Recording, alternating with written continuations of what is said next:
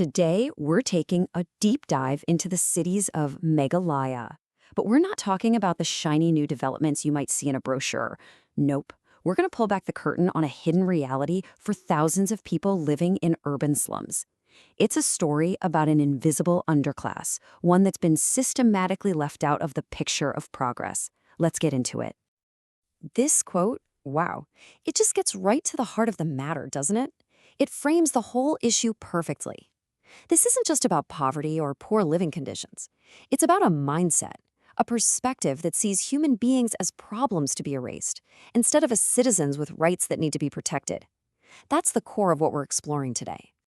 So first things first, let's talk about these unseen communities. While all the official plans are buzzing with talk of modernization and brand new cities, there's a whole other story unfolding right in the heart of places like Shillong. We're talking about thousands of people living in settlements that, as far as the government is concerned, might as well be invisible. And when we say the conditions are bad, we're not just talking about a lack of comfort. We're talking about a complete and total absence of the absolute basics. I mean, just try to imagine your life, day to day, with no clean water, no toilet, no power you can count on. For so many families, that's not some thought experiment. It's just life. Now, a situation like this doesn't just happen by accident. It's not some simple oversight. What we're looking at here is a system of neglect, one that's been built on very specific government priorities and a whole lot of broken promises. It's a textbook example of what you could call discriminatory governance. And this slide just lays it all out there. On one side, you've got massive amounts of money and attention being poured into these glamorous new city projects. And on the other side, you have the people who already live there, and existing slum communities getting, well, pretty much nothing.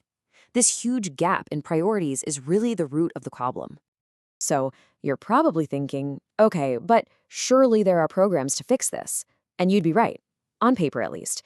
But the reality is that these schemes are often just for show. The follow-through is either completely missing, or it's so minimal, so tokenistic, that it doesn't make a lick of difference in anyone's actual life. All right, to really wrap our heads around how this system of neglect actually works, we need to start asking some pretty pointed questions. So let's do a little investigating. We're going to dig deep and uncover exactly how this systemic exclusion is being put into practice. First up, the most basic question of all. How many people are we even talking about here? I mean, you'd think that would be the very first piece of information you'd need for any kind of urban planning. But in this case, the lack of an answer, well, that is the answer. And here's why that's so important. Not counting people is a choice. It's a deliberate act. Because if you don't have data on a community, you can't make policies for them, you can't give them a budget. By not counting them, you're effectively erasing them from the entire process before it even starts. Our second question is a classic for a reason. You gotta follow the money. Forget the speeches and the policy documents for a second. If you want to know what a government really cares about, just look at where the money is going. And this chart tells that story loud and clear. Just look at it. The vast majority of the budget gets funneled into new high-end construction projects. Meanwhile, the amount set aside for actually improving the lives of the city's poorest residents is, well, it's barely a blip on the radar. The gap is just staggering. This brings us to our third, and maybe the most gut-wrenching question. What happens when these communities, these so-called eyesores, are standing in the way of a new development project? Are people's homes and lives just wiped off the map? And the answer is just plain horrifying. Forcibly evicting people from their homes without giving them a real, viable alternative place to live isn't just a bad policy. It's a violation of their fundamental human rights, period. This isn't up for debate. It's a matter of basic human dignity. And our last question points to a really cruel paradox. The very people who need government help the most are often the ones who are completely locked out of the system. How does that even happen? Why are they being excluded? Well, it's because the system itself is a maze. It works like this. You don't have a formal address, so you can't get official ID documents. Without those documents, you can't register for welfare programs.